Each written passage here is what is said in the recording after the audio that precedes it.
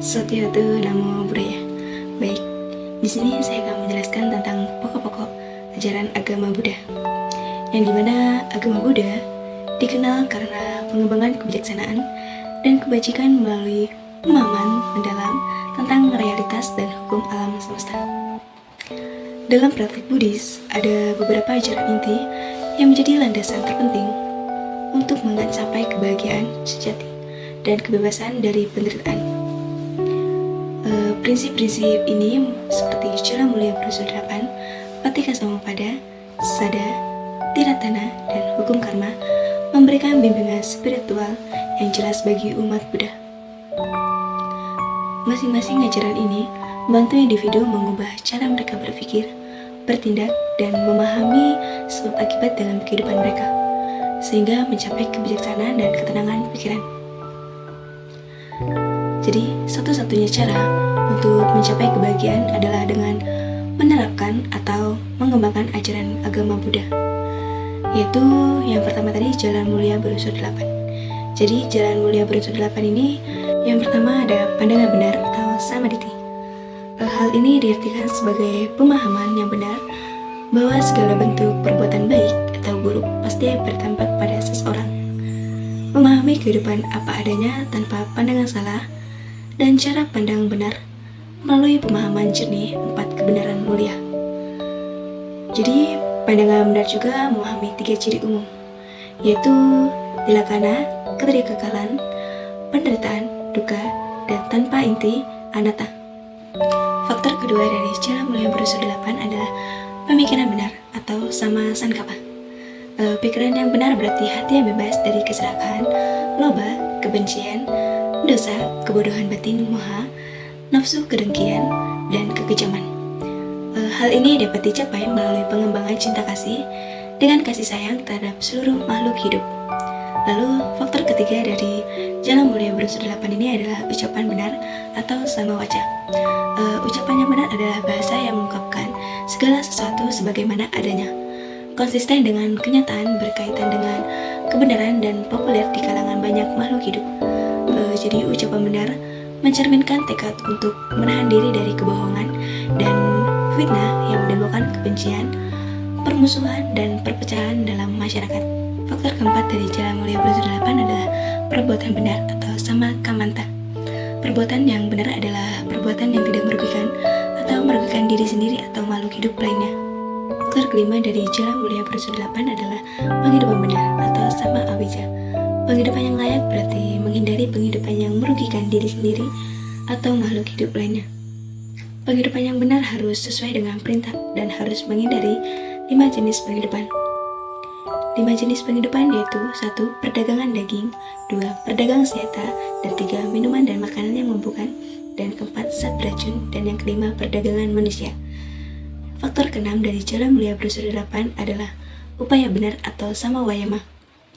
Upaya benar ada 4 jalan menuju upaya benar: mencegah munculnya pikiran buruk yang belum muncul, samwara, menekankan dan menanyakan pikiran buruk yang sudah muncul, bahana, dan mengembangkan pikiran baik yang belum muncul, bawana. Dan pikiran baik yang dikembangkan, anurakana, adalah landasan utama untuk melatih konsentrasi benar sehingga menuntun pada pembebasan dari pandangan salah mengenai penguasaan nafsu dan praktik penyangkalan diri. Faktor ketujuh dari Jalan Mulia Berunsur 8 adalah perhatian benar atau samasati. Perhatian yang benar terdiri dari latihan vipassana bawana atau meditasi untuk memperoleh wawasan tentang hakikat kehidupan yang sebenarnya. Latih diri Anda untuk benar-benar memperhatikan dan memperhatikan aktivitas dan gerakan yang terjadi di dalam tubuh manusia. Kehati-hatian dan kewaspadaan sangat penting untuk menghindari tindakan jahat yang merugikan diri sendiri atau orang lain. Faktor Jalan Mulia Berunsur 8 yang ke-8 adalah konsentrasi benar atau sama samadhi. Konsentrasi yang benar berarti memusatkan pikiran pada suatu objek guna mensucikan pikiran menuju kebahagiaan, kesucian, dan terbebas dari penderitaan dalam hidup. Selanjutnya akan membahas tentang sada.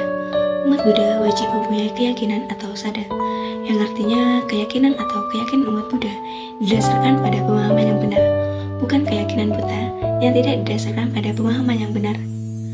Ajaran sada dalam agama Buddha tidak mengharuskan penganutnya untuk benar-benar setia pada apa yang mereka yakini. Juga tidak mengharuskan mereka untuk menyembah apa yang mereka yakini.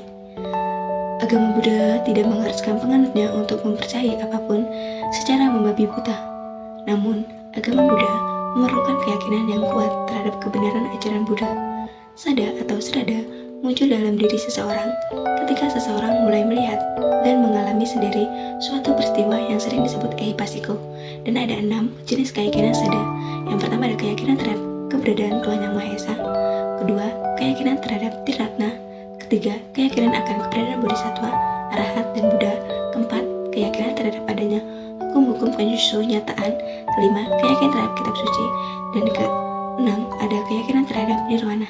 Selanjutnya pembahasan tentang Triratana. Triratana atau Triratna terdiri dari Ti yang berarti 3 dan Ratna yang berarti permata dan mustika, dan merupakan barang yang sangat berharga.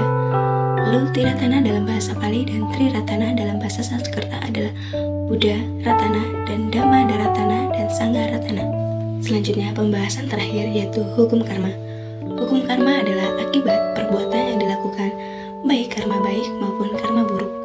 Karma yang dilakukan membawa akibat sesuai dengan apa yang dilakukan. Perbuatan baik mendatangkan kebahagiaan, sedangkan perbuatan buruk akan mendatangkan penderitaan.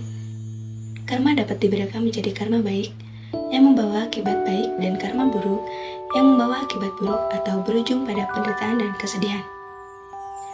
Lalu, apa yang dilakukan oleh tubuh, ucapan, dan pikiran menciptakan karma baik dan buruk. Prinsip hukum karma. Prinsip pertama, sesuai dengan benih yang ditabur, begitulah buah yang akan dipetiknya. Prinsip kedua, pembuat kebajikan akan menerima kebajikan dan pembuat kejahatan akan menerima kejahatan juga. Lalu prinsip ketiga, taburkanlah biji-biji benih dan engkau pula lah yang akan memetik buah-buah daripadanya. Adapun syarat perbuatan disebut karma. Terdapat 3 saluran karma, yaitu karma yang dilakukan melalui pikiran manukama, karma yang dilakukan melalui ucapan atau kata-kata wacikama, pembagian karma menurut jangka waktu dalam memberikan hasil, karma yang berakibat pada kehidupan sekarang ini.